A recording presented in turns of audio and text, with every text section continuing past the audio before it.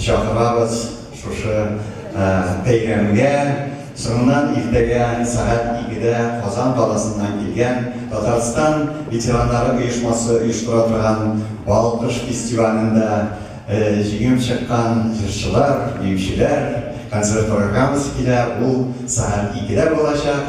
Һәм шуны әйтәсем килә, яз көннәренең шулай ук һәрбер кешенең дә күңелендә из алдырган зур, халкыбызның зур бәйрәме, җиңү бәйрәме. Сәйяр-ага Хәбибуллинның шушы бәйрәмгә багышланган җыры да бар. Шул җыр хәзер яңгырayacak. Бу җырның сүзләрен шагыйрә Роза Шакирова иҗат итте. Бу җыр рус телендә яңгырayacak. Бу җырны безгә бүләк итүче җырчы Гөлчәчәк Галләмова булыр. Рәхмәт ташлагыз. Роза Шакирова сүзләре, Сәйяр Хәбибуллин музыкасы, ветераннарга. Гөлчәчәк Галләмова.